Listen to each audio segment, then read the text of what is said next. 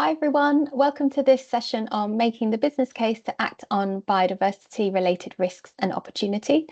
I'm Gemma James, I'm Head of Biodiversity and Nature at Chronos Sustainability. For those of you who are not familiar with Chronos, we have expertise in sustainable finance and corporate sustainability, and we work with our clients on a range of issues like biodiversity, but also climate, mental health and animal welfare to improve their sustainability performance and help build their capacity, such as meeting new regulations or stakeholder expectations.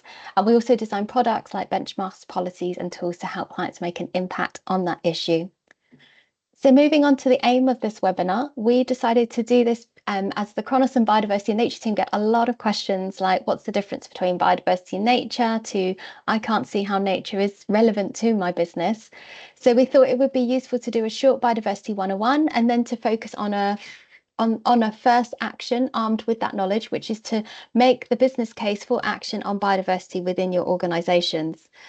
We're also doing this in the context of the upcoming Convention on Biological Diversity, so the CBD COP16, where governments will be reviewing the implementation of the Global Biodiversity Framework and looking to develop a monitoring framework to measure progress.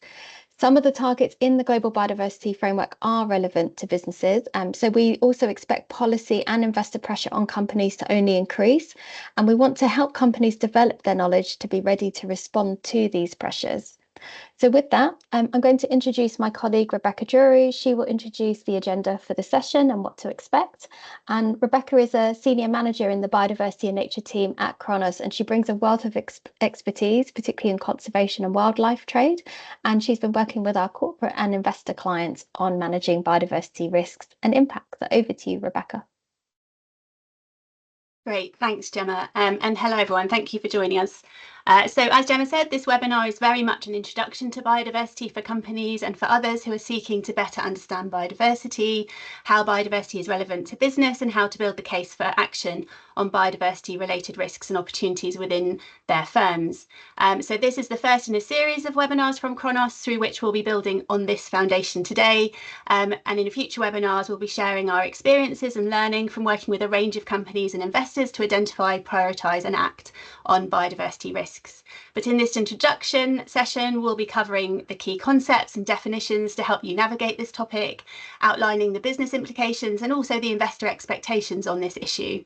And then this presentation will be followed by a discussion with our guest speaker on what Lloyds Banking Group is doing on nature and how they have built the business case to act. So starting off with a few basic concepts. So what is biodiversity and why does it matter to companies? So if you're going to work on this topic, it's really important to just understand the basic definitions. So very simply, biodiversity is the variety of life found on Earth. It is the living component of nature. It refers to genetic variation, the variety of species, or the variety of groups of species or ecosystems. And an ecosystem can be described as a dynamic complex of plants, animals and microorganisms alongside the non-living environment that interacts as a functional unit. And it can be useful to understand environmental systems in terms of economic stocks and flows. So our environment can be seen as an economic stock, a natural asset or natural capital made up of various ecosystems. And this natural capital underpins our economy and our society. And the stock of natural assets provides us with a flow of goods and services, also known as ecosystem services. And ecosystem services cover a huge range of goods and services that we all derive from our environment. And they're generally categorised as provisioning. So, for example, the provision of oxygen, fresh water, food or fibres.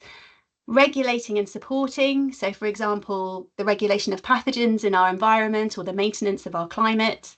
And cultural, so for example, the leisure or spiritual value that we derive from the environment, or the recreational value of coral reef tourism, for example. And these services have immense value to all parts of society, including to business. Almost every aspect of our economies and our well-being ultimately depends on these ecosystem services. But because these services are provided for free, they are often economically invisible. And this means that environmental impacts and dependencies don't get factored into economic decision-making. So biodiversity describes the level of variation of the living component of this natural capital. It's an essential component of functioning ecosystems and as such key in determining the generation of these goods and services. And in general, higher biodiversity means a greater range of ecosystem services, better resilience of the overall system, and better adaptation to stress. And we often get asked, so what is the difference between nature and biodiversity? So the definition of nature is the natural world, including the diversity of living organisms and their interactions among themselves, but also with their environment. And we can understand nature through a construct of 4 realms: land, ocean, freshwater, and atmosphere. People and societies interact with nature and are not separate from it. Biodiversity is present in each of these realms and is an essential component of nature more broadly. And the terms nature and biodiversity are often used interchangeably, but nature is broader than biodiversity, also encompassing the non-living components. So just to give an idea of the impact human-induced changes have had on biodiversity now, so the global human population represents around 0.1% of living things by weight, but humanity has driven population declines of 60% of all vertebrates since 1970, 83% of freshwater species, and half of all plants.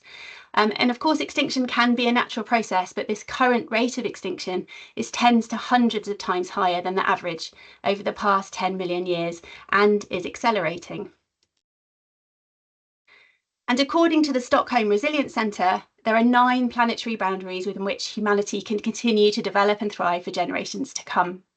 The threshold or the tipping point is the value at which a very small increment for the control variable can trigger a larger, potentially catastrophic change in the response variable through feedback in the system.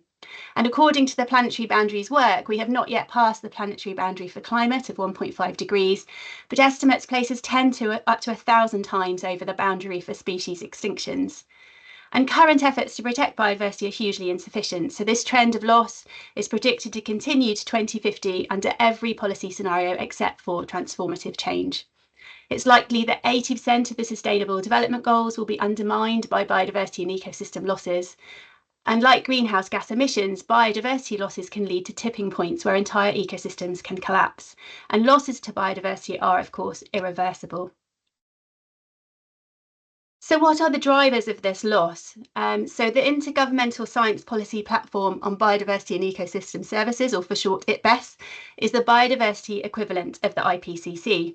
And according to the latest report by IPBES, which is the most comprehensive global biodiversity assessment to date, there are 5 direct drivers that account for more than 90% of nature loss in the last 50 years.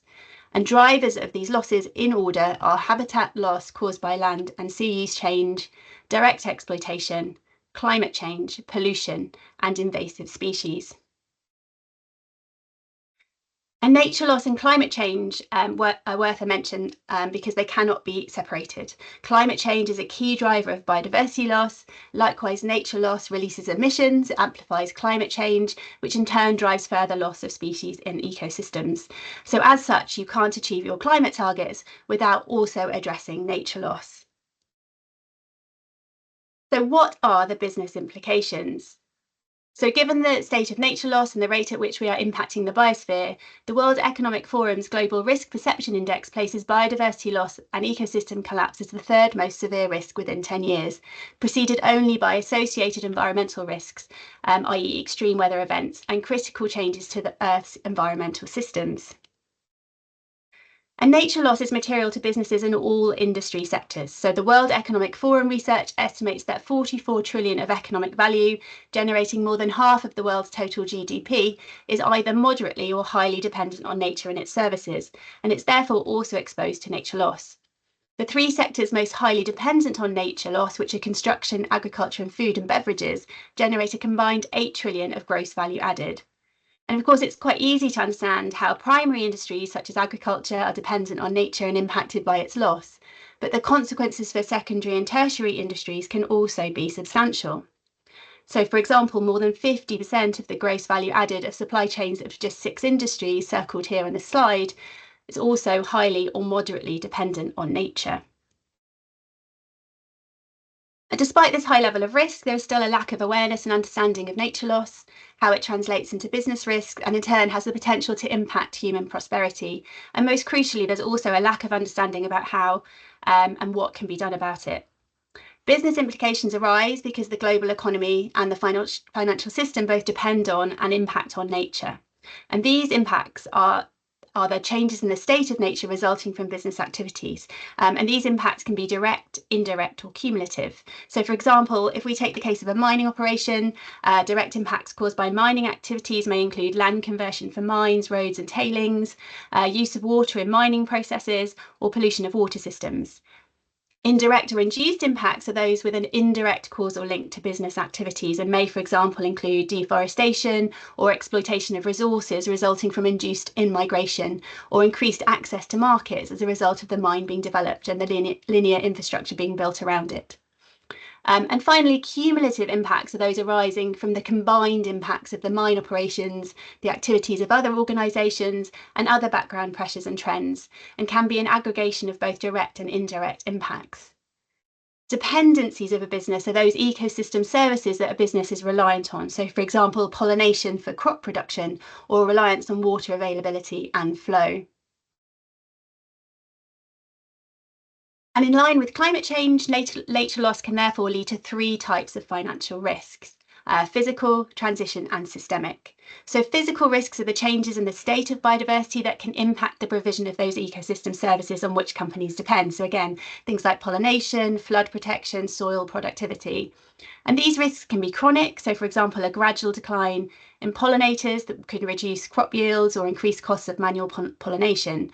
They can also be acute. So for an example, an oil spill or pests, significantly reducing crop yield due to the disappearance of natural predators. Or they can be a combination of both. Transition risks arise with the shift towards a more nature positive economy. So this could be due to changes in policy and regulation, which I'll come on to, designation of new and expanded protected areas, market preferences, technological advances, litigation, reputational damage. And companies are exposed to these risks if their business models need significant changes to align with a more nature positive economy, if they're having significant negative impacts on biodiversity, particularly if involved in controversies such as deforestation in supply chains. And this risk of reputational damage, of course, is even greater if a company does not have the systems in place to identify and manage their impacts and dependencies on biodiversity and nature. The complexity and interconnectedness of biodiversity in the financial system also gives rise to potentially systemic risks.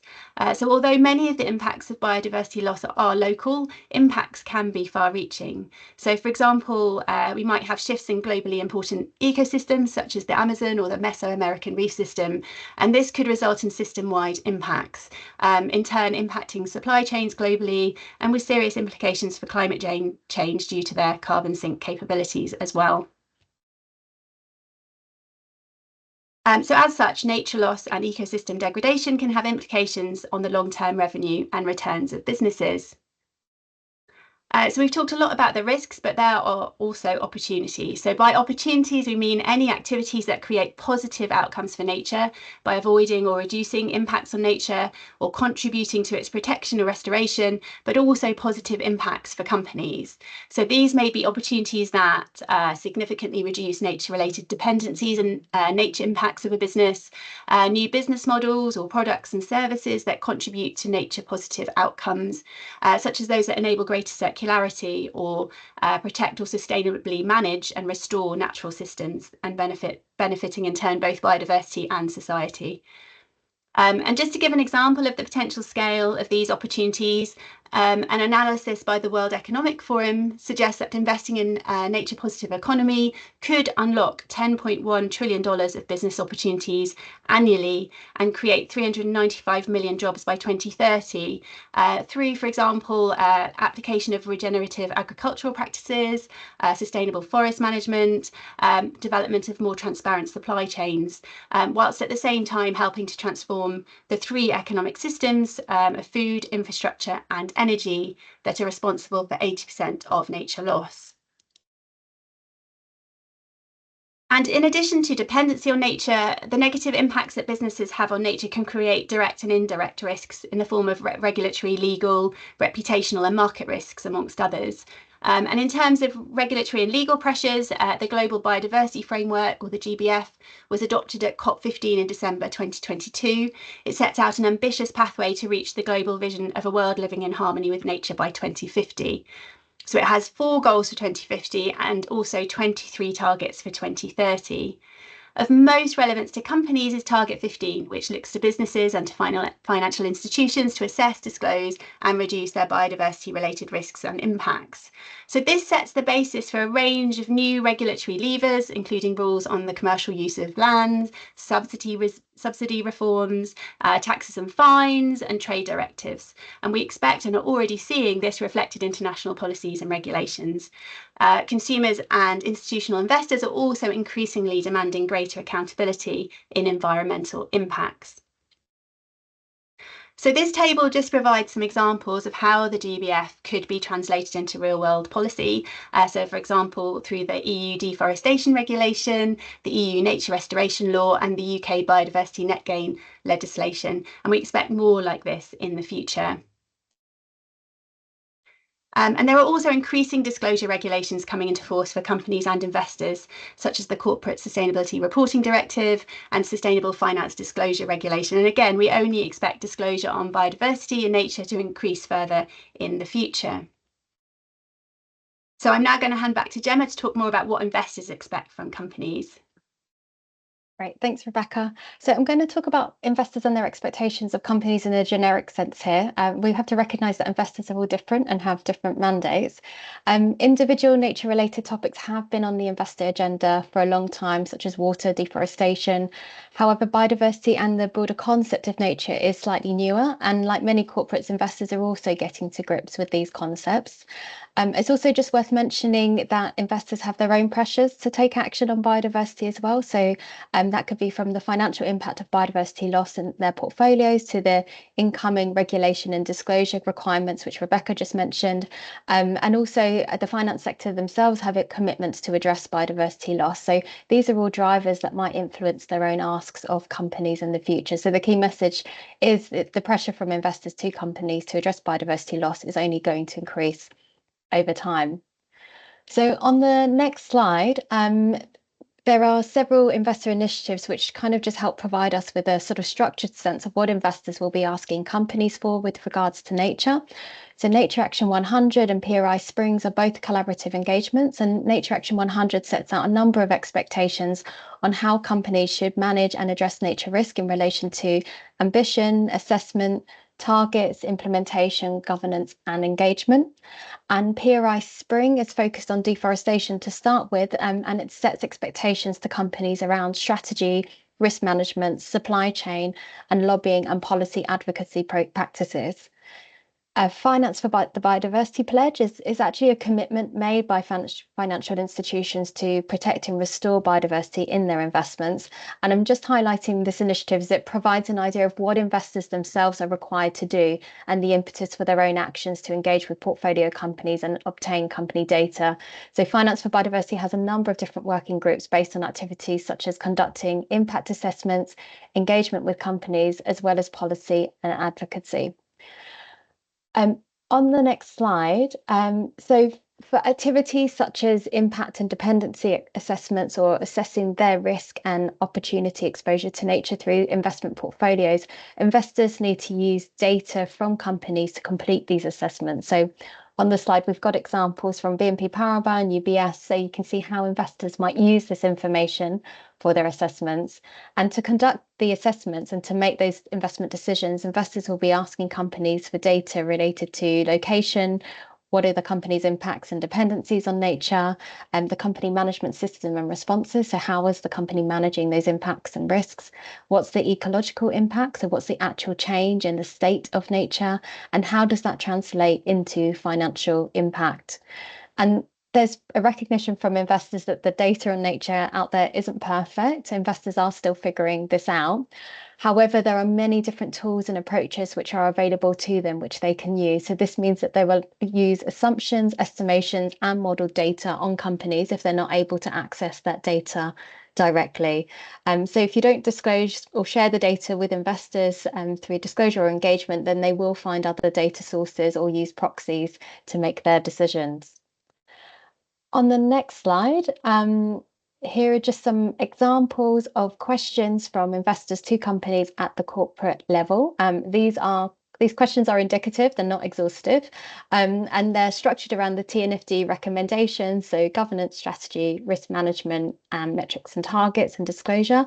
But the questioning from investors will only become more specific and detailed depending on the sector you're in, the jurisdiction you're working in, and also the particular individual nature topics that investors are interested in, such as deforestation, water, soil, biodiversity, and also they will focus on issues which are material to the company. So you should expect investors to start asking similar questions to what you're seeing on the screen now. So I hope that just gives you a very quick and high level idea of what investors are expecting of companies. And we're going to move into our more practical part of the agenda, where we have our guest speaker, Katie Leach, who will share her experience of building a business case within her firm. So I'm delighted to introduce Katie, who's head of nature at Lloyds Banking Group. Before Lloyds, Katie worked with Share Action on biodiversity within the responsible investment industry, and also with UNEP-W and CMC, where she led a number of significant projects to embed nature within corporate and financial decision making. She's really been quite fundamental to the evolution and thinking behind business and biodiversity from a technical and scientific perspective, but also from a business and financial viewpoint. So we're actually really delighted and lucky that she can join us today to talk about building that business case on biodiversity. So welcome, Katie. It's great to see you. Thanks for having me. Great to be here.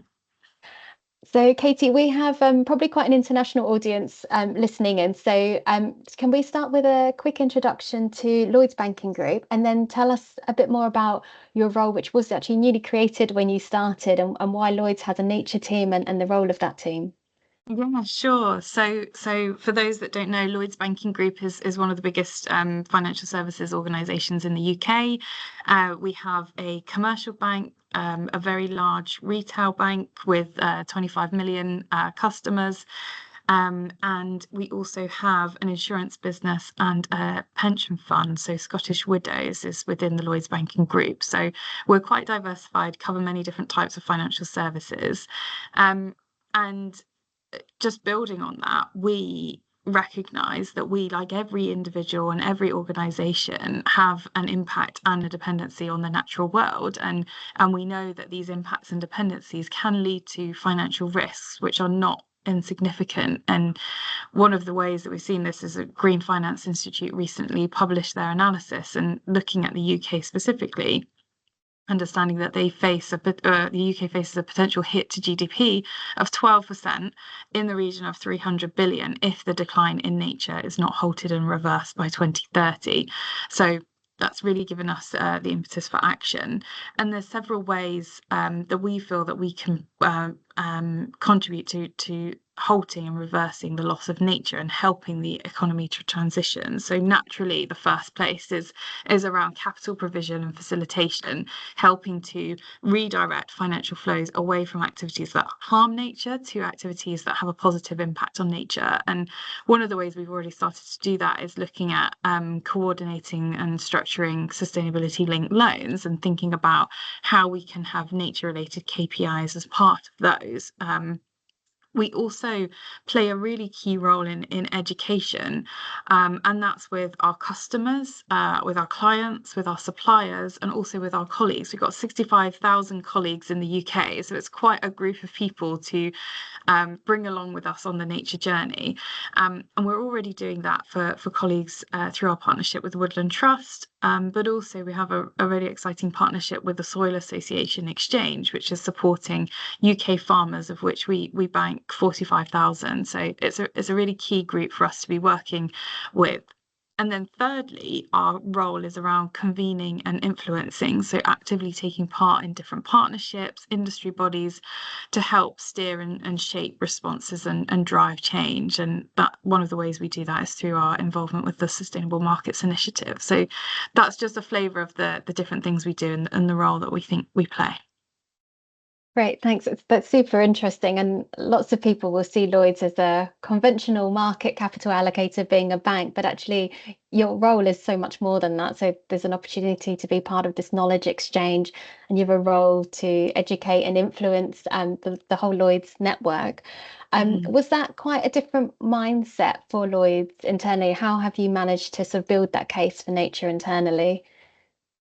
Yeah, so I joined last May. So it's been a year, just over a year now. And it's been a really amazing journey to be on. So starting from, not starting from scratch. When I joined, I was really pleased to see there was actually lots of work already happening on nature, but we've been able to bring that together through our approach to nature for the whole group. And one of the key drivers of that has been our internal nature task force. And I'll talk a little bit later on about the importance of nature champions, but it's incredibly important that we had this group to enable us to build that. So what we've done is set out our high level vision and objectives, and a really key part of that has been connecting that back to the group's strategy, and that really helps to build that case internally.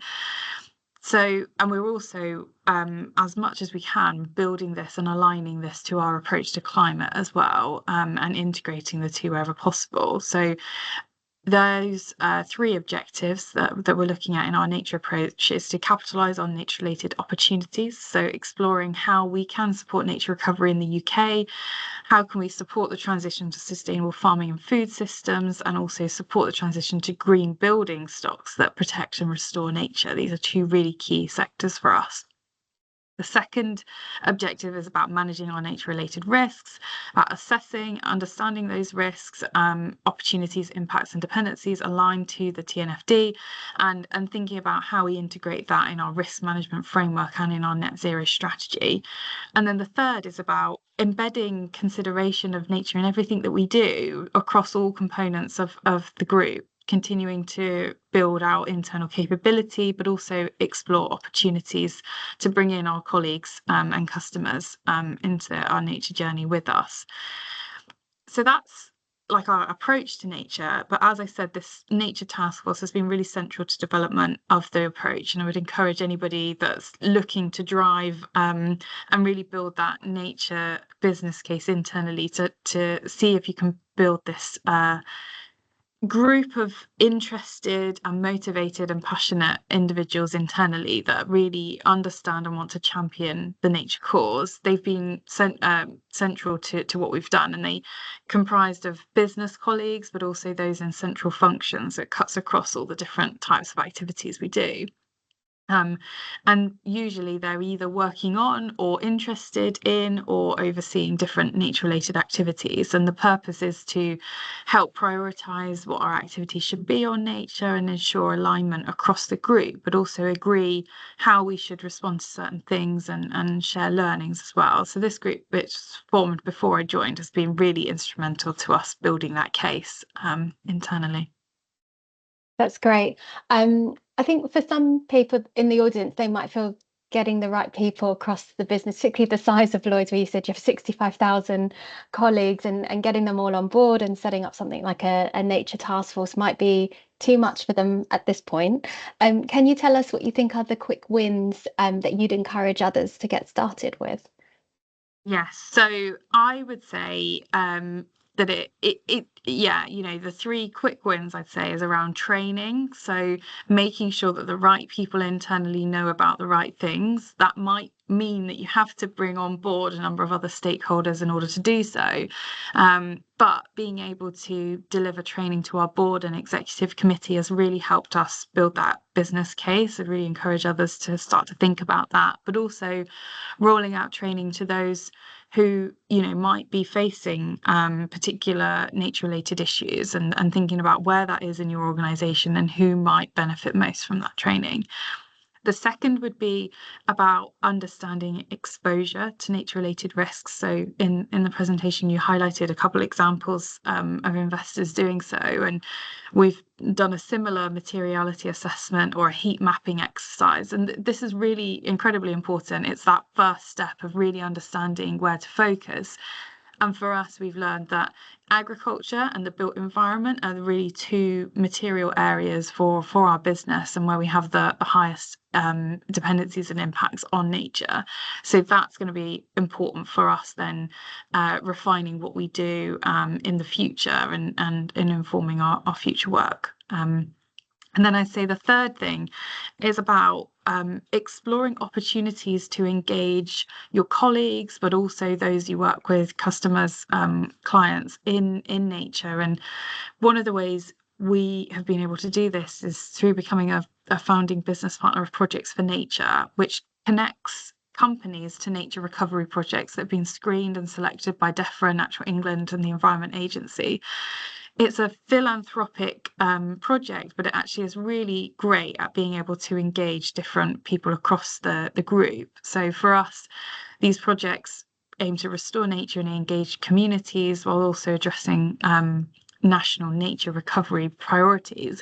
But for us, we've been able to gather really important learnings about both the commercial risk management, but also the environmental benefits of nature-based solutions. We've been able to look at things like natural flood management and regenerative agriculture, which are going to be really important, connected to those two key sectors for us. But it's been a great way to engage colleagues in our nature efforts as well.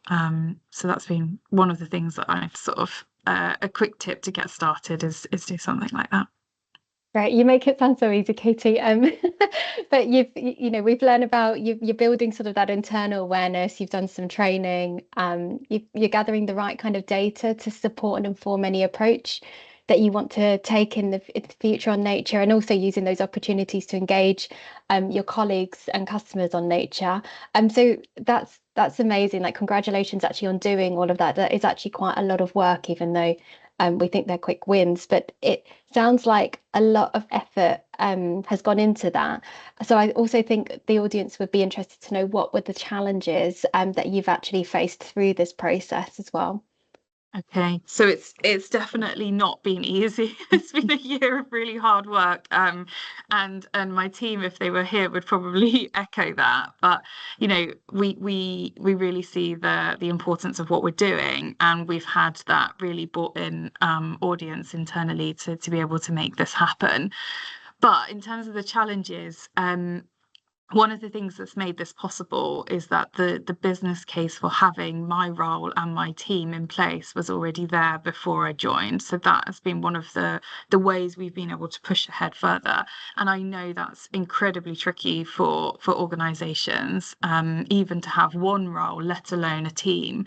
But I was thankful to my boss, who was able to make the case to the board, to our execs, about how important nature is, and that it's not just about us meeting the regulatory requirements that might be coming our way, but it's about business resilience. And I think it's about really making that case to have resource. And now we don't have enough resource to do the things we want to do, but we know that we have enough to make some things happen. I think one of the challenges has been about around the evolving regulatory space as well, especially for us in the UK. There's a bit of uncertainty still, and so that has been a challenge, because one of the questions we all often get is, well, what is the regulation that we need to report against? And so it's about us talking about beyond that. It's not just about these regulatory risks. You've talked through some of this. It's about business resilience and understanding what might be the physical risks that could impact our organisation in the future. So it's about thinking creatively about making that case. And then I just say the other thing is about resource constraints. And I know that this is something that comes up for many organisations. Climate takes a huge amount of focus and attention. We know that climate and nature are integrated, but there's also a bunch of additional work activities that you need to take on from a nature perspective. So that has been something that we've faced in doing the work and moving at the pace we want to.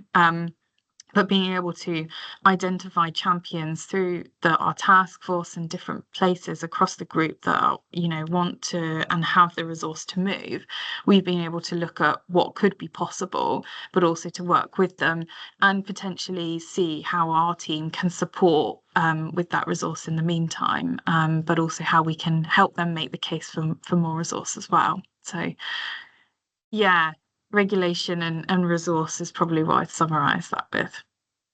Great, thanks for being so frank about that. I mean, we're under no illusion that this isn't a walk in the park. It does require resource, as you talk about, but it's such an important issue that kind of needs to be addressed collectively by the business community. So Katie, thank you so much for sharing your experience with Lloyds and getting nature and onto the agenda and building that within the bank. I think for our listeners, I hope this has been really helpful to give you some practical ideas on how to get started. And I hope that this webinar has been really useful in terms of a theoretical perspective, as well as understanding biodiversity and nature and the differences between them as well. So in terms of next steps, please do watch out for the next set of webinars, and we will be focusing on the learnings from us working with companies on identifying biodiversity risks and opportunities.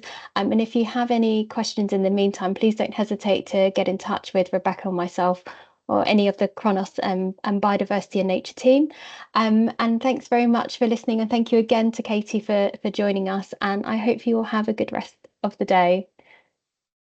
Thank you.